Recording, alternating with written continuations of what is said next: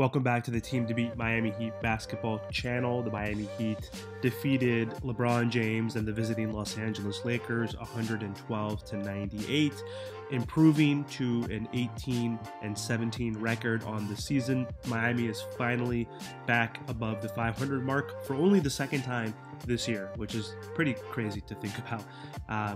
They have a 5-game road trip ahead of them, so winning back-to-back outings is a good sign for this team.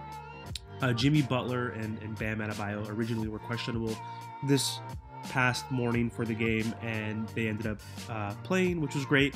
Kyle Lowry was a late scratch due to personal reasons, and Gabe Vincent got the starting nod in his place, and he had another solid game, which is good to see. So the Heat have now jumped up to the 6th seed in the Eastern Conference standings.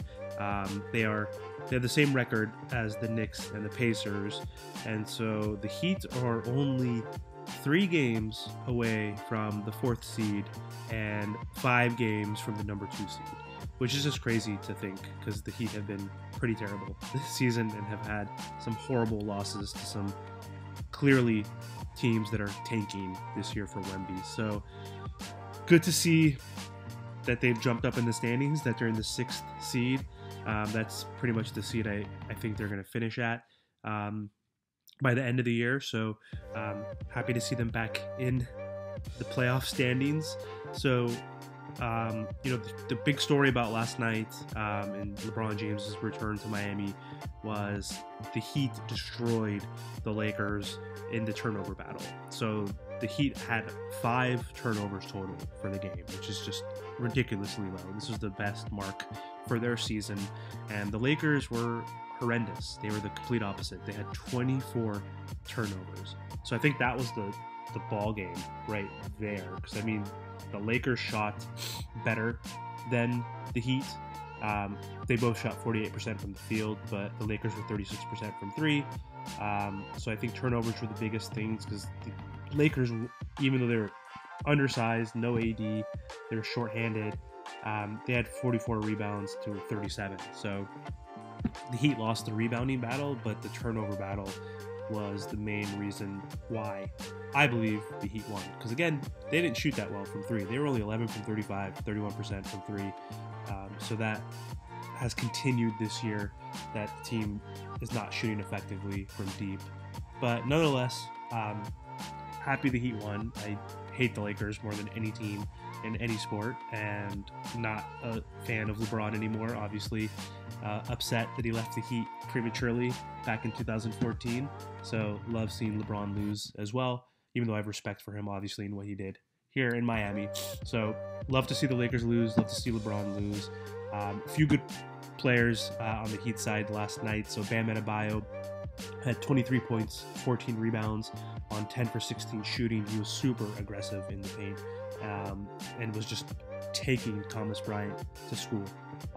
So he did really well, and on the defensive end, did really great as well. Was a huge anchor for helping stop LeBron James. Bam had also 2 blocks and 1 steal and only 1 turnover last night, which is good to see.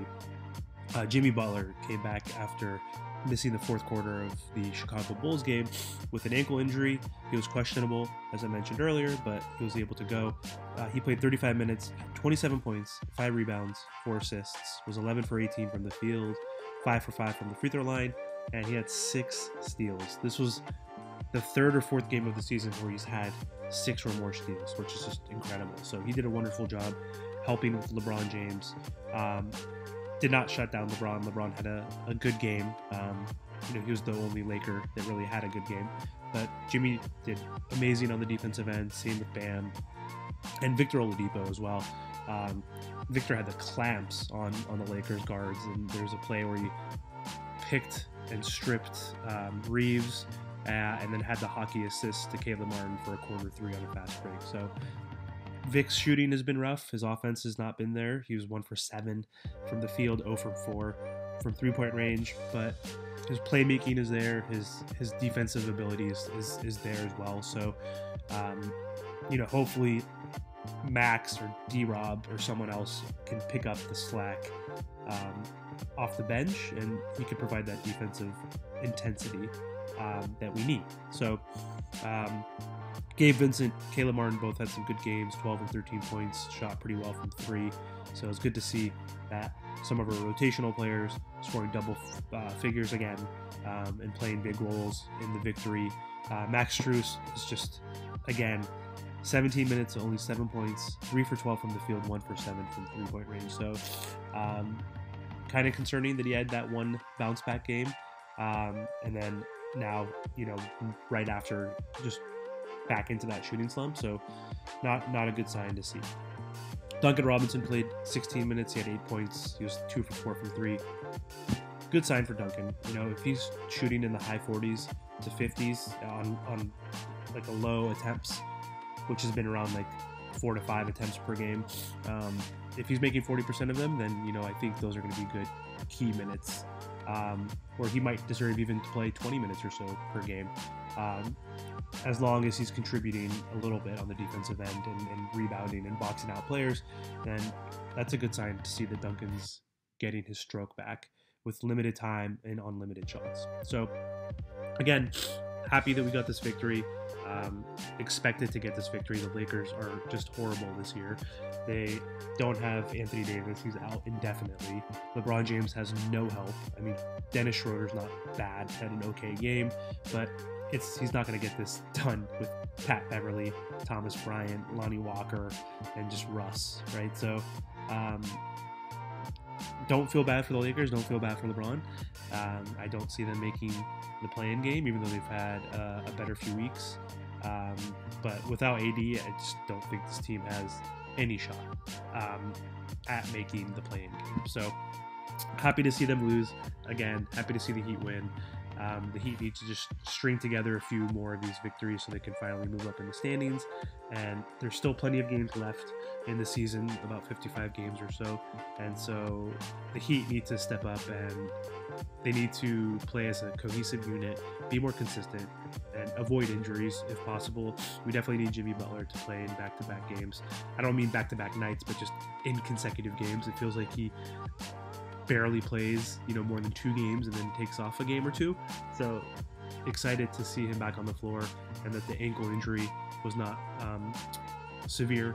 So happy to see that. And then the Heat are playing Denver Nuggets this Friday on the road. So this will be a big test. The Heat typically step up against the better opponents in the NBA, and they typically play down to the bad teams, which has been annoying. So I expect there will be a lot of effort.